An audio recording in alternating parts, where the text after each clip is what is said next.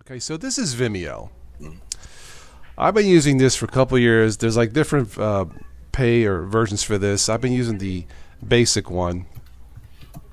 So one thing I like about this, they have some privacy options. Again, I use the word privacy loosely, but that being said, they have some privacy options here. The most comprehensive privacy option for the most important videos. Okay, so secure video sharing. Advanced privacy options let you dial in exactly how your videos are viewed.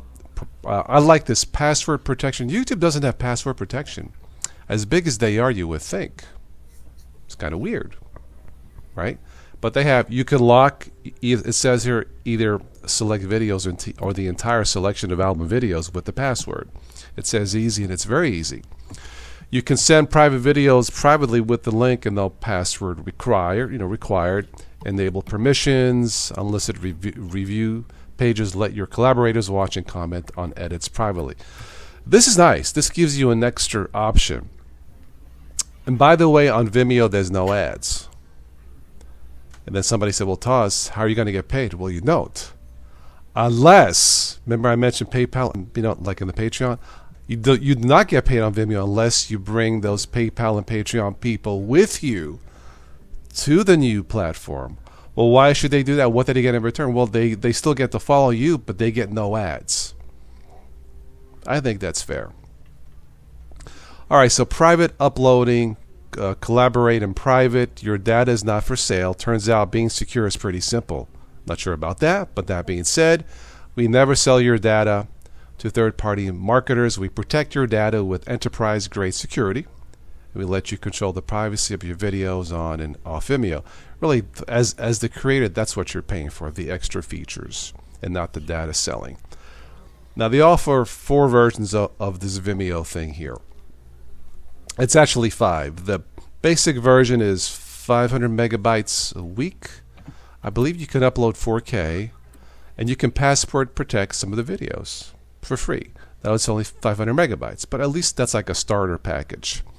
Hi Tim. Tim is in the house. Present Arms, welcome. Steve Anderson, welcome. All right, so these are free trials. You can go with the Plus version for $7 a month. And these are billed annually. Password protection, 250 gigabytes every year. Pro version, private team projects, 1 terabyte a year, 3 team members for about $20 a month. Business, 5 terabytes. Then there's the premium. If I was going to switch to this, the only one that makes sense for me as a creator is premium because it offers live streaming. With the 3 previous ones I mentioned, there is no live streaming. And this runs about $1,000 a year. But that may seem high, but considering what they offer and what they do with no ads, I don't think it's that bad. Again, 4K content, password protection, domain level privacy, and all the stuff you see here, and the fact that they don't sell your data, and just I saw this here at the bottom. You can publish natively to Facebook, YouTube, LinkedIn, and Twitter if you want to. Of course, if I'm leaving YouTube, why would I want to publish to YouTube? It's just a thought. Collect email addresses in the player. Again, this is all part of the marketing thing. But this is what you get, including live streaming, for a service I've been using for 2 years, the free version, granted, but it's very easy to use. The password protection is great. The password protected content, and there's no ads. How many of us watching something on YouTube, bang, there's an ad. Now, if you're watching something from a creator you support, you don't mind, and I don't either. But the ads are there, and they can be an annoyance. On Vimeo, there are no ads. Okay. Pierre Tube. This has been mentioned somewhat a lot. This is free. What is Pierre Tube?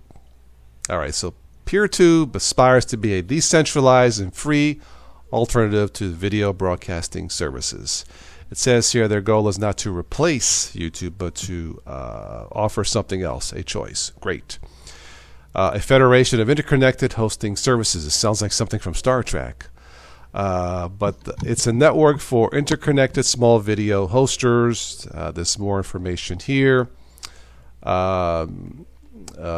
PeerTube, it says here, PeerTube uses an activity pub, a federating protocol that allows you to interact with other. They need to simplify this. A federating protocol allows you to interact with other software, provided they use this protocol. So you're kind of locked in a way. For example, Pierre Tube and Mastodon, a Twitter alternative, are connected. You can follow a Pierre Tube user from Mastodon, latest videos from Pierre Tube, and you follow in your feed or something. Okay.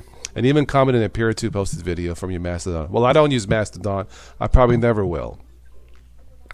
Pierre Tube is not subject to any corporate monopoly, does not rely on ads, and does not track you. So that's good too. All this is made possible through the GNU license. Okay, are you a video maker? You choose the hosting company, the rules you believe in. Now, how well is this going to work? Because it's free. Look, it's free. You get what you pay for. You guys know we've tried. Steve and I have tried. Jitsi, sometimes it works, sometimes it doesn't. You get what you pay for, and that's where we're at as far as Pierre Tube. But it is a choice. It is an alternative, absolutely. And I guess the company is Framasoft. Somebody else mentioned BitChute. This one I'm not really familiar with. I had to click here to the left to get more information. Let's see here. They do offer creator monetization. And it looks like through tips and pledges through Bitbacker, Coin Payments, Patreon, PayShoot, PayPal, Subscribe, Star. Creators can enable tips and pledge monetization by following the instructions on the monetization page. Awesome. However, with this and the PeerTube, I saw nothing on live streaming. So, for me, for those of us who like to join in on the live streams, if there's no live streaming capability, BitChute and PeerTube are not for me, unless I stop doing live streaming altogether, and I don't want to do that. So for me, the only one that makes any sense is Vimeo, because it has all the features. It's just not free. It runs about $1,000 a year. Now, those are my thoughts on the options for YouTube alternatives. What do you guys think? Yeah, they're not. I mean, Vimeo I've been with for quite a while. I haven't watched it because they have great content. I mean, it's the adult version of YouTube, and you find a lot of good stuff in there, and and they have a lot of great tutorials in that. Yeah. There's really like for a mass though, for getting a mass audience. For something like what we do, it might not be, real viable. Like the PeerTube and the BitChute, and I think there's DTube, and they're all kind of like Bitcoiny. And I was looking at them, and because a couple people told me, "Oh, you should go there," and because they don't like to come to YouTube. But some of them, it's very convoluted on what you do or how to get it there, and how do you get the word out? Because it's not. I mean, let's face it, YouTube is, reaching the masses. And that's why even those that don't like Google and that will come here and be on here because it reaches the masses. Well, it's also a search engine. Yeah.